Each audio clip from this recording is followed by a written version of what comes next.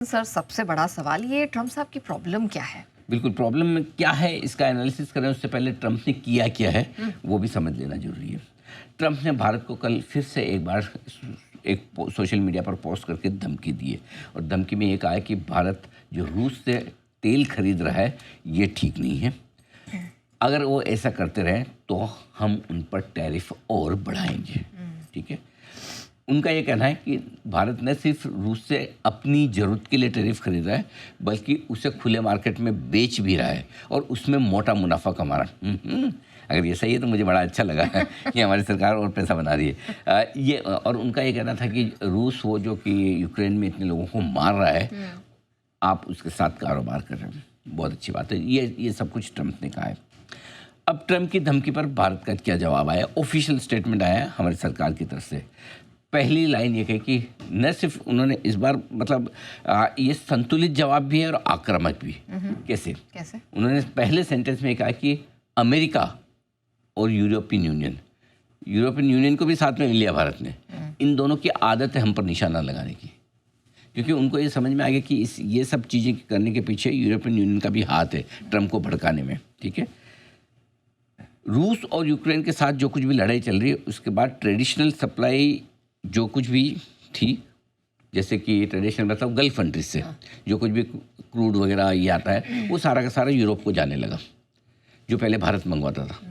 तो भारत को कहीं से तो लेना पड़ेगा, ऐसा तो है नहीं कि हम यहाँ नहीं मिलेगा तो दूसरी जगह से नहीं लेंगे। और ये भी कहा कि उस समय अमेरिका ने सहमति भी दी थी कि आप रशिया से खरीद सकते हैं। ठीक है, लेकिन भारत का साफ कहा कि हम जहाँ सस्ता मिलेगा वहाँ से खरीदेंगे, बात खत्म। और जो कुछ आप इतना भाषण दे रहे हैं हमें, आप खुद अपने गिरेबान में झांक के देखिए। यूरोप से 2024 में रिकॉर्ड एलएनजी इंपोर्ट किया यूरोप ने रशिया से। ठीक है, अमेरिका ने कभी कुछ नहीं कहा। अमेरिका खुद अभी तक रशिया के साथ बिजनेस कर रहा है, वहाँ से यूरेनियम खरीदता है, फर्टिलाइजर खरीदता है, केमिकल खरीदता है, खुद की ज़रूरत की चीज़ें वो सारी खरीदते हैं। रूस से यूरोप तेल खरीद रहा है, फर्टिलाइजर खरीद रहा है, मिनरल, केमिकल, स्टील, क्या नहीं ले रहा है। तो मतलब आप कुछ भी करो, वो वैसे वो वाले ना वो गाना सलमान खान साहब का, मैं करूँ तो साला कैरेक्टर ढीला है, वैसा मतलब वैसा है। तो मतलब खुद जो कर रहे हैं चल रहा है, लेकिन भारत ने क्या तो तकलीफ है। और इस बार सबसे बढ़िया फैक्ट फिगर के साथ, डेटा के साथ रखे हैं कितना बिजनेस यूरोप से आ रहा है। अब रहा सवाल इनकी प्रॉब्लम क्या है। ट्रंप की प्रॉब्लम सिर्फ एक ही है और बड़ी छोटी सी है, और वो ये कि रशिया और चीन ये दोनों इसके कंट्रोल में नहीं आ रहे। अब चीन बिजनेस के हिसाब से बहुत इंपॉर्टेंट है। इन्होंने टैरिफ वेरिफ सब लगा के देख लिया। पहले जब इन्होंने चीन पे स्टेटमेंट दिए, चीन ने पलट के और बड़े स्टेटमेंट दिए। इन्होंने टैरिफ लगाया, कम से कम ये तो है कि हम इतने सज्जन तो हैं कि पलट के ये नहीं कह रहे तुमने 25 लगाया हमारा भी 25 जाओ। हम संतुलित दे रहे हैं स्टेटमेंट। ट्रंप इसीलिए भारत पर दबाव बनाने की कोशिश करें कि अगर रशिया के साथ आप अब ये बोल रहे कि आप रशिया के साथ कारोबार करें जो कि यूक्रेन में लोगों को मार रहा है। आपने जेलेंस्की साहब को बुला के कितनी बेइज्जती की। करेक्ट, अगर इतना प्रेम है तो दिखा देते उस समय तो मतलब ऐसे बेआबरू होकर तेरे कूचे से हम निकले, वैसा हाल था उनका, मतलब मुंह लटका के। इस तरह से कोई दूसरे देश का, ये हमारी संस्कृति हमारे कल्चर में नहीं है। करेक्ट, ये उनके कल्चर में। अब प्रॉब्लम क्या है, ट्रेड डील को ट्रेड डील की तरह देखना चाहिए, बिजनेस को बिजनेस की तरह बात करो, लेकिन अब वो उसको कूटनीति के साथ जोड़ रहे हैं। करेक्ट, वो बिजनेस को पॉलिटिक्स, जो इंटरनेशनल पॉलिटिक्स के साथ जोड़ रहे हैं। अच्छा, हमारी ट्रेड डील की बात सबसे पहले शुरू हुई थी और ऐसा लग रहा था सबसे पहले हम करेंगे। क्या उस समय उनको नहीं पता था हम एनर्जी कितना खरीद रहे हैं, हम क्रूड कितना खरीद रहे हैं? तब तो पेट में दर्द नहीं हुआ। करेक्ट, अब अचानक से क्यों हो गया भाई इतने महीनों बाद? क्योंकि हो ये रहा है कि रशिया चीन इनके कंट्रोल में आ नहीं रहे, इसलिए वो गुस्सा भारत पे निकाल रहे हैं कि तुम इनके साथ मत करो, ये मत करो, वो मत करो।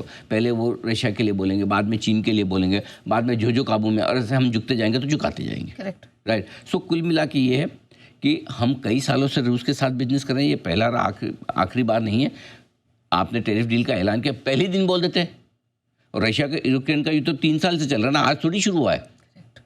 तो इसका मतलब क्लियर कट है, कहीं पे निगाहें कहीं पे निशाना, लुकिंग लंदन टॉकिंग टोक्यो, ये सारा चल रहा है उनके हिसाब से, है ना। सो अब बिना आंकड़ों के मेरा मन हुआ ट्वीट डाल दिया, कोई बेतुकी बातें करना है, इलॉजिकल जिसे कहते हैं अंग्रेजी में। सबसे बढ़िया चीज़ क्या है, उनकी फिक्शन है, हमारे फैक्ट्स है। वो कहानी सुना रहे हैं, ये हो रहा है, वो हो रहा है। भारत सरकार ने पूरे फैक्ट के साथ रखें कि कितना यूरोपियन यूनियन रशिया के साथ बिजनेस कर रहा है, कितना बिजनेस उनका बढ़ा है, हमारे से ज़्यादा वो कर रहा है। तो उनके साथ ट्रेड डील होगी तो कोई बात नहीं, उनको रशिया के साथ कर सकते हैं। हमारे साथ ट्रेड डील नहीं हुई तो हम रशिया के साथ नहीं कर सकते। मतलब तो यही हुआ ना, यूरोपियन यूनियन के साथ ट्रेड डील हो गई। सो मेरा पॉइंट ये है कि हमारे जो मजबूत आंकड़े हैं उनके सामने उनकी कहानी ज़्यादा टिकेगी नहीं, और वो इसका जवाब दे भी नहीं पाएंगे। इसका जवाब उनके पास एक ही है, और टैरिफ बढ़ा दूंगा या बढ़ाने की घोषणा कर देंगे, इसके अलावा और कुछ भी नहीं। यही जवाब है इनके पास। वो फैक्ट से दे ही नहीं सकते ना, नंबर तो नंबर है आपके सामने, आंकड़े झूठ नहीं बोलते। करेक्ट। और फैक्ट ये है कि अमेरिका खुद कारोबार कर, पहले तुम तो बंद करो, सही बात है। भाषण देने के पहले। करेक्ट। और तुम्हारा दोस्त यूरोपियन यूनियन वो तो और बढ़ा के कर रहा है, तो इसलिए वो होना जाना कुछ नहीं है। ओके तो सर, हैविंग सेड सो, अब जब पता ही है कि ट्रम्प साहब इस तरह के हैं कि बेतुका कुछ भी बयान दे देते हैं, तो हमारे मार्केट को डरना तो नहीं चाहिए, टूटेंगे? भाई साहब, ये ऐसा है कि ये बदला हुआ भारत है, नया भारत है। कल अंग्रेजों ने भी देख लिया ओवल में। अरे कमाल। हाँ, ये वो पहले जैसा भारत नहीं है। आप एक टेस्ट हारते हारते ड्रॉ करा सकते हैं, दूसरा टेस्ट हारते हारते जीत भी सकते हैं। क्या हिम्मत दिखाई। हाँ, और तीसरा टेस्ट अगर एक और सीरीज में एक और होता ना तो वन साइड जीत के भी दिखा देते हैं। सो ये जज्बा है देश की टीम का। मतलब नो डाउट क्रिकेट और बिजनेस को मैं जोड़ना नहीं चाहता, लेकिन बात निकली तो एक वो इमोशंस होते हैं आपके, है ना। सो ये कल वो आपको बोलना स्ट्रॉन्ग विल पावर देश का आप हर जगह देखते हैं। आपने सेना में देखा, सेना की कार्रवाई में देखा, क्रिकेट की टीम में देखा, आपकी हमारी भावनाओं में देखा। अब देखिए, हर देश में हर तरह के लोग होते हैं, राजनीति भी होती है, सबके अपने अपने विचार होते हैं, वो अपनी जगह है, उसमें मैं जाता नहीं, मैं करता नहीं। लेकिन कुल मिला के ये ज़रूर है कि ये ऐसा बदला हुआ देश है जो चौथे नंबर की सबसे बड़ी इकोनॉमी है दुनिया में। आज हम पावर रखते हैं, और वो पावर दिखता है, हर जगह दिखता है। सो ट्रम्प के डर से जो आपका सवाल है कि टूट तो नहीं जाएगा, ये टैरिफ वॉर शुरू हुआ है जब से ट्रंप ने अपना बड़बोलापन शुरू किया। उसके बाद पहली बार भारत ने जवाब दिया। आज तक भारत ने कभी जवाब नहीं दिया। उनको जो बोलना है बोले, जैसे बोलना है बोले, जो लगाना लगाए, पहली बार जवाब दिया। और कब दिया? जब आप इस तरह की बेतुकी बात कर रहे हैं, विदाउट फैक्ट्स। तो हमने फैक्ट के साथ, और ये भारत की ताकत को दिखाता है कि ज़रूरत पड़ने पर हम संतुलित जवाब दे सकते हैं, ज़रूरत पड़ने पर हम आक्रामक जवाब दे सकते हैं, और ज़रूरत पड़ने पर पाकिस्तान पर आक्रामक कार्रवाई भी कर सकते हैं। जहाँ जैसी ज़रूरत हो वैसा कर सकते हैं। अब हो सकता है ये स्टेटमेंट सुन के ट्रम्प का और गुस्सा बढ़ जाए, सुबह उठेंगे देखेंगे अच्छा, या तो सोने के पहले देखा होगा तो रात को जो उनको सपने में आएगा वो सुबह ट्वीट करेंगे उसमें। ठीक है, वो अब क्या कर रहे हैं, उनके पास है क्या? उनके पास करने के लिए एक ही चीज़ है, मैं इतना % कर दूंगा, 25 से मैं 50 कर दूंगा, 100 कर दूंगा, 150 कर दूंगा, करते। देखो, एक लेवल के बाद वो कितने ही टैरिफ लगाओ, अनवायबल है। अगर आप 25% टैरिफ पे एक्सपोर्ट नहीं कर सकते तो 50 पे भी नहीं कर सकते, 100 पे भी नहीं कर सकते। करेक्ट, बात ही खत्म होगी ना। एक लिमिट से ज़्यादा टैरिफ लगने के बाद तो आप वैसे ही नहीं, फिर उसका आपकी इच्छा पे लगा। भाई मैं तो बोलता हूँ, चलो समझो कोई ऐसा प्रोडक्ट है जो भारत बेच रहा है अमेरिका में, भाई कोई भारत की एक ऐसी मछली जो अमेरिका एक्सपोर्ट हो रही है जिसपे वहाँ मुँह पे स्वाद लगा, जैसे हमारे जैसे हापूस का स्वाद लगा है, तो क्या होगा? अमेरिका में मैं बैठा हूँ, मुझे हापूस के चीज़ में हापूस चाहिए, ठीक है, आपने लगा दी ड्यूटी 500%, मैं क्या करूँगा? एक पेटी खाने के बजाय एक आम खाऊंगा, लेकिन खाऊंगा जरूर, या नहीं खाऊंगा, या पूरा एक पेटी खाऊंगा, ज़्यादा पैसा, तो नुकसान तो अमेरिका वालों को ही हो रहा है। जो अगर अनअवॉइडेबल चीज़ है उनको लेनी तो लेनी पड़ेगी, ज़्यादा महंगी लेनी पड़ेगी। करेक्ट, बराबर है।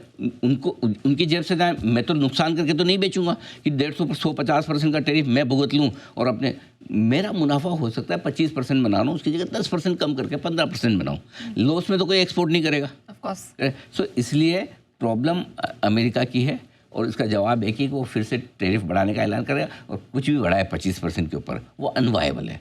आपकी सेटिस्फेक्शन के लिए कि मैंने इतना लगाया, बस उतना ही है, होना जाना कुछ नहीं है। ठीक है, अब रहा सवाल बाजार का, छोटे मोटे झटके लग सकते हैं, ओके, कोई बात नहीं, लग सकते हैं, हमेशा लगता है। अब 30, 35, 50 पॉइंट नीचे गिफ्ट निफ्टी, ये तो हमें बिना ट्रम्प की बेइज्जती है, सिंपल। गिफ्ट निफ्टी इतनी बेइज्जती कर रहा है, ये हम ऐसे ही गिर जाते हैं बिना किसी रीजन के। हम, तुम्हारे से ज़्यादा पावरफुल तो तुम्हारे FI हैं, जिनका नंबर देख के हम गिर जाते हैं, है ना।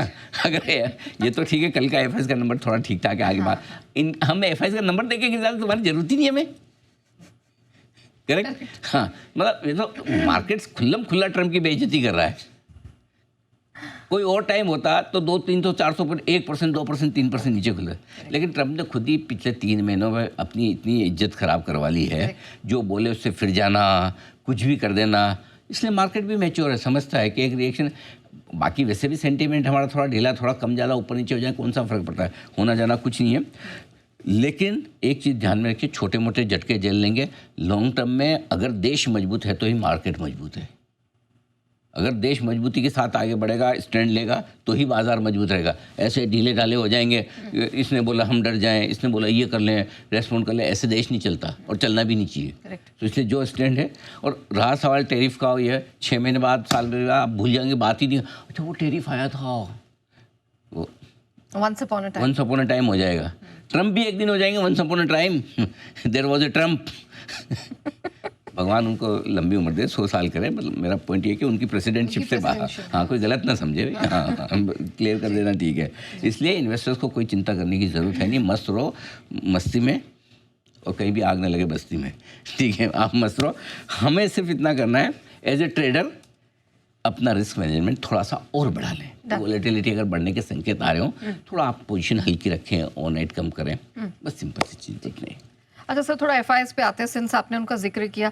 कल कैश में तो बेचा, ऐसा कुछ नया तो किया नहीं, लेकिन नहीं नया किया। कल देखो, बात आपकी ठीक है कि कैश में बिकवाली है, लगातार 11वें दिन बिकवाली की है, लेकिन नेट 700 करोड़ की खरीदारी हुई है कल नेहा जी, क्योंकि 2,500 करोड़ का कैश में बेचा है, 3,500 करोड़ के आसपास की उन्होंने खरीदारी की है आपके इंडेक्स स्टॉक फ्यूचर्स में, 200 करोड़ के स्टॉक इंडेक्स फ्यूचर्स। तो नेट खरीदा, बड़े दिनों बाद खरीदा है। लोकल फंड की बढ़िया दमदार खरीदारी 4,400 करोड़ की बढ़िया आई है। लेकिन कल के आंकड़ों में ऑनेस्टली सिर्फ शॉर्ट कवरिंग है, खरीदारी नहीं लौटी है अभी। एफआई ने शॉर्ट कवरिंग की, वो भी स्टॉक फ्यूचर्स में, ठीक है। अभी तक पूरी तरह से मन बनाकर लौटना कि अच्छे हो गए भारत बाजार, ले ले ले ले ले ले, ये अभी तक नहीं हुआ। तो मेक नो मिस्टेक, देखो हम तेजी एंजॉय, कल भी तेजी एंजॉय कर रहे थे हमने कहा देखो रेंज से बाहर नहीं निकले, खतरा टला नहीं है, बराबर। जो चीज़ फैक्ट है वो फैक्ट है, अच्छा लगना बुरा लगना अपनी जगह, वो इमोशन है, इमोशन और फैक्ट दोनों को अलग रखना। तो फैक्चुअली ये है कि शॉर्ट कवरिंग की है, लेकिन खरीदारी लौटना बाकी है, और घरेलू फंड्स की अच्छी खरीदारी, कोई टेंशन है नहीं। अब आइए आपको सपोर्ट लेवल बता दूं। 12 मई के बाद हमने 24,450 को 4 बार टेस्ट किया, नॉक गिर जाऊं क्या, मना किया, वापस ऊपर आ गए 25,000, ठीक है। इसलिए अब मजबूत सपोर्ट वही है, 24,450, 24,550 मजबूत सपोर्ट का काम करेगा, आसानी से टूटेगा नहीं। ऐसे में बड़े गैप से इस रेंज में खुलने के बाद इस रेंज में पहुंच जाए 24,450, 550 की रेंज में, तो वहाँ खरीदना है आपको, ठीक है, क्लियर, ओके, क्लियर खरीदना है, ठीक है। रिकवरी में 24,850, 25,000 की रेंज में सप्लाई आएगी, वो अगर आगे बढ़कर ऊपर तो देखा जाएगा। ये आपके लिए ठीक है, डन। अच्छा सर, कल पॉलिसी पे फैसला आना है, तो क्या बैंकिंग स्टॉक्स खरीदने चाहिए या अब देखिए, पॉलिसी से पहले बैंक निफ्टी कमजोर है अभी भी, हाँ वही, इसमें कोई डाउट नहीं। कल भी कोई संकेत रिकवरी के दिन है, 3 दिन से 56,000 के नीचे बंद हो रहा है, कल की रिकवरी में भी चला नहीं। आरबीआई की पॉलिसी ही बैंक्स का मूड बदलेगी, उससे पहले नहीं। तो कल पॉलिसी देखेंगे, पॉलिसी से पहले अगर 56,000 के ऊपर आज बंद हो जाते हैं, 56,000, 56,100 के, तो देखेंगे ऊपर में 55,850, 56,000 की रेंज रुकावट की रेंज है। इसको या तो पॉलिसी देखें या 56,000 के लेवल को पार करने दें, तब देखा जाएगा, नहीं तो अभी तक हम वेट एंड वॉच। अब क्या बदल सकता है, अगर कल फिर से एक रेट कट दे दे आरबीआई 1/4%, ठीक है, तो बैंक निफ्टी 55,500, जो बहुत हम पहले भी बोलते थे 55,500 बहुत मजबूत सपोर्ट है, 24,450 बहुत मजबूत, बिल्कुल उसके आसपास आके 2-3 दिन बिता रहा है ये टाइम। क्या पता है मेक और ब्रेक लेवल यही है, घूमना हो तो यहीं से घूम जाएगा। और दूसरा ये कि अगर गवर्नर साहब को ये ट्रम्प के टैरिफ से टेंशन हो और कुछ ऐसा बोले तो घटना हो, तो भी ये मेक और ब्रेक लेवल है। इसलिए या तो वापस से बाजार यहाँ से घूम जाए, ऊपर चला जाए तो खरीदेंगे, या फिर पॉलिसी के बाद देखेंगे।